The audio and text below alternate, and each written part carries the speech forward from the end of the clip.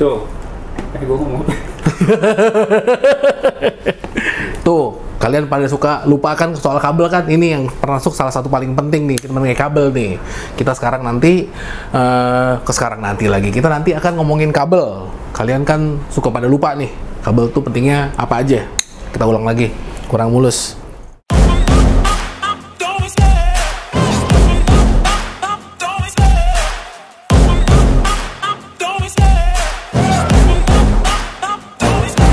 Love the chase and the hunt, and I set the pace when I'm running. I always take what I want and I always give it 100. Don't need a bank, no I'm funded. Play the game like it's nothing. I'm always thankful for something. Don't take for granted, stay humble. Now wake up, it's time to look at the enemy. Look in the mirror if he is no friend to me. Wahai para umat audio sekalian, selamat datang kembali di channel Poison Store.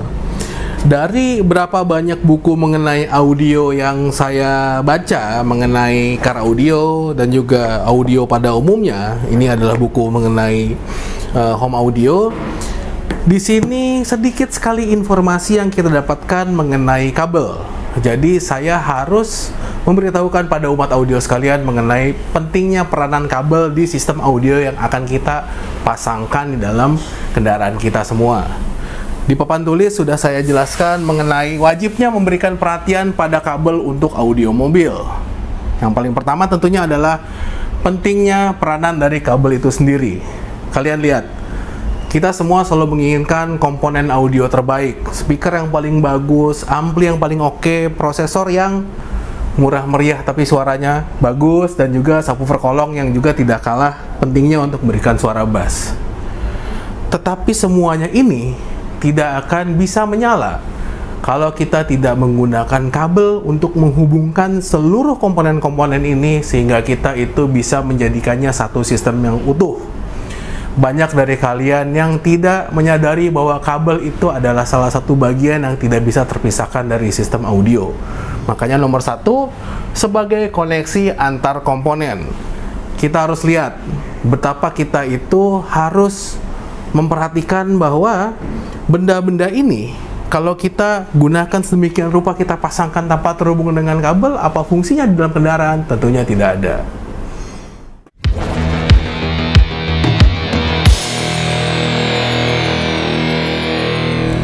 Tentunya yang para umat audio harus pahami adalah jenis-jenis kabel yang akan digunakan untuk menjalankan sistem audio yang kalian pasang di dalam kendaraan kalian. Di sini ada banyak sekali jenis kabel. Apa aja sih? Kita lihat di sini sudah saya siapkan jenis-jenis kabel utama pada audio mobil. Yang pertama tentunya ada kabel RCA yang kebetulan saya lupa pajang. Saya ambil dulu sebentar. A few moments later.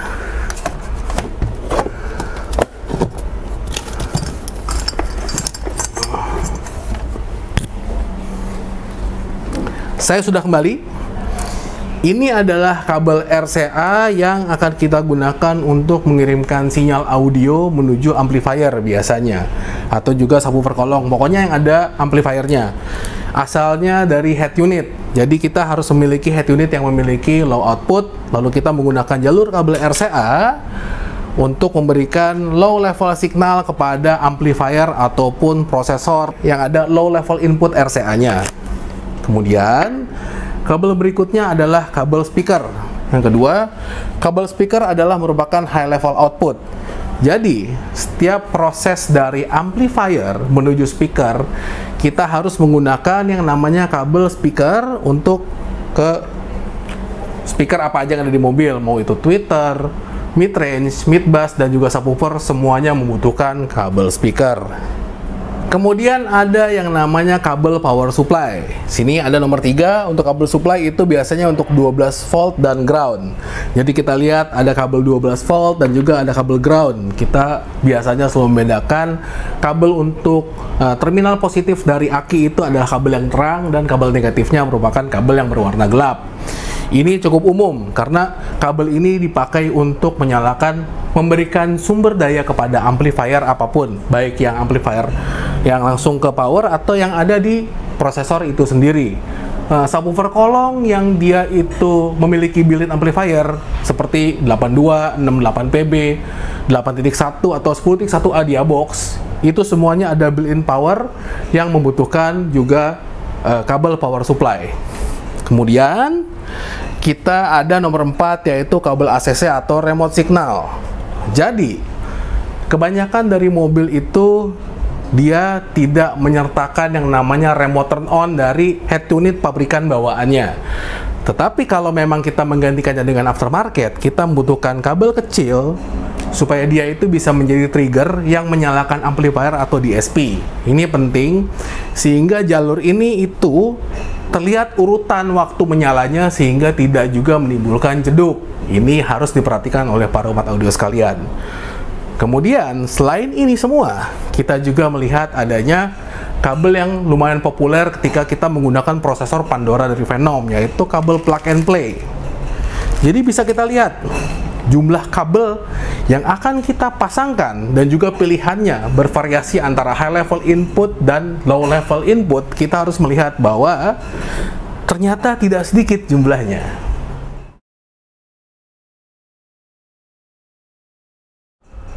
Bagaimana caranya umat audio mengidentifikasikan kabel yang baik sesuai dengan keperluan dan kebutuhan? Pada umumnya, dalam dunia perkabelan itu banyak sekali material kabel yang kita gunakan untuk menghantarkan listrik di seluruh sistem audio yang ada dalam kendaraan kita, apalagi kalau kita sudah upgrade audionya. Tetapi pada umumnya, dan yang sering dijual di pasaran itu terdapat dua tipe kabel, bukan kabelnya ya, tapi inti dari kabelnya itu sendiri. Dia itu ada yang CCA dan OFC.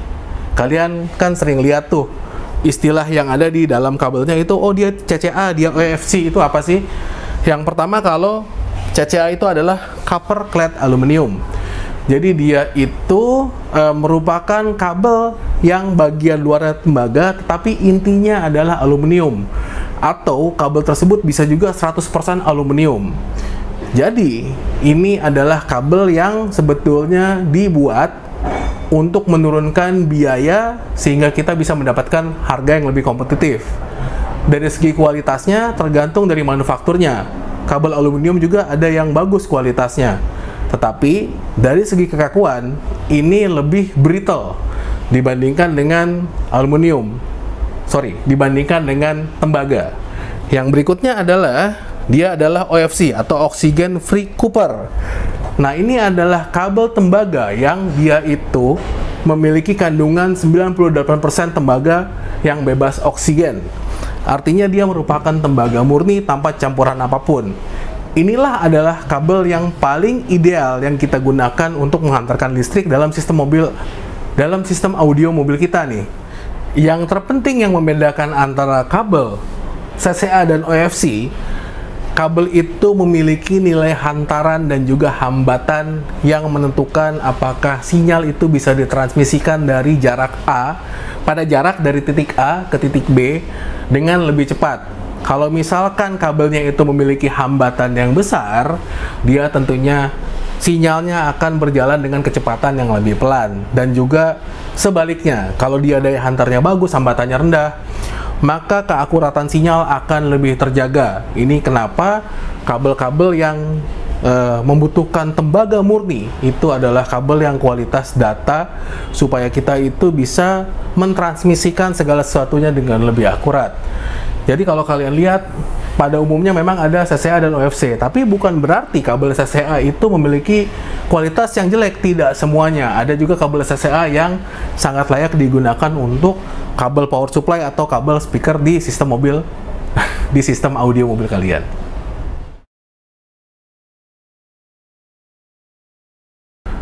Sekarang kita akan masuk ke dalam sisi psikologis yang harus Poison tanamkan untuk para umat audio sekalian agar kalian bisa mengubah persepsi terhadap kabel itu sendiri.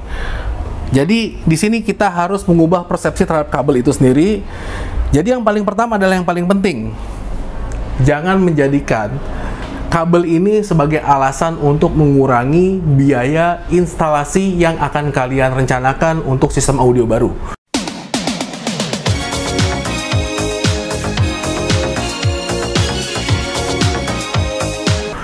kalau kita bisa melihat, biasanya itu kan ada saja orang yang mengatakan bahwa saya sudah memiliki barang-barang dan komponen yang bagus, seperti yang sudah bilang di awal tadi, speaker bagus, ampli bagus, dan segala sesuatunya sudah bagus dari segi komponen elektronisnya. Tetapi yang sangat disayangkan adalah dia berusaha menghemat biaya kabel dan menganggap kabel itu sebagai aksesoris. Ini yang salah dan tidak boleh terjadi.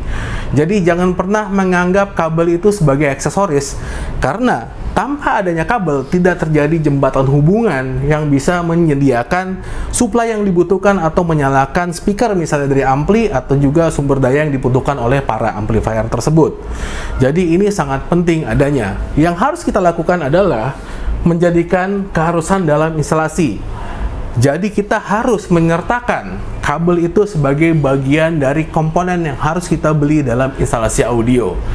Jangan kalian itu menjadi pelit. Kan saya sudah beli barangnya nih om, pasangnya gratis dong. Jangan. Selain hasilnya tidak bagus, juga itu akan sangat malu-maluin.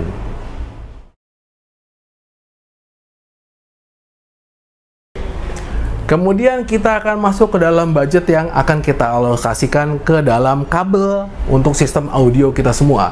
Jadi para umat audio perhatikan, di sini saya sudah tulis berapa persentase alokasi budget untuk kabel. Buat kendaraan casual harian, kalau kalian itu memiliki budget terbatas, kalian itu biasanya menentukan 15-20% dari budget untuk kabel. Jadi jangan lupa dan jangan juga sampai dilupakan bahwa kabel itu adalah unit penting yang tidak boleh dilewatkan dalam instalasi audio. Jadi kalian harus bisa melakukan pilihan dan juga menentukan alokasi dana untuk kebutuhan harian, misalnya 15-20% dari budget. Jangan 5 jutanya itu dibeliin komponen semua, lupa bahwa ada biaya pemasangan juga, dan juga ada biaya kabel yang dibutuhkan, dan juga lain-lain seperti sikring dan distribution block misalnya. Itu juga salah satu bagian dari perkabelan. Harap itu juga diperhatikan. Kemudian yang nomor 2 adalah kita lihat di sini untuk pemakaian normal. Tentunya selain kita juga memiliki budget untuk menentukan komponen mana yang terbaik di dalam kendaraan kita, kita juga bisa menambahkan 20% dari budget tersebut. Kita tambahkan ya, budget komponen plus 20% budget kabel untuk ukuran normal. Jadi kabel-kabel itu juga bisa mendapatkan jatah yang layak. Bukannya kita minta digratisin sama toko. Nanti yang terjadi kabelnya itu grade-nya akan jadi turun sekali. Bukannya tidak menyala sistem audionya, tetapi performanya tidak akan maksimal. Kemudian ada yang nomor 3. Nah, ini yang saya paling suka nih. Dia itu alokasi ekstrim. Tidak jarang mobil yang benar-benar serius dipasang audionya itu mengalokasikan plus 50% sampai 100% dari budget untuk hanya kabel yang kualitasnya sangat bagus sekali. Kabel speaker harga ratusan ribu, kabel RCA harga jutaan, kabel power supply harga yang cukup fantastis juga. Itu sering terjadi dalam dunia audio, terutama buat kalian yang ingin mencari detail suara yang tidak bisa didapatkan dengan menggunakan kabel-kabel yang murah harganya. Ini yang penting, karena kalau barang udah bagus, kalian pasang kabel yang tidak bagus, ya itu dia hasilnya, tidak sesuai harapan nantinya. Jadi harus diperhatikan bahwa budget tersebut juga harus diperhitungkan ketika kalian ingin membangun sistem audio.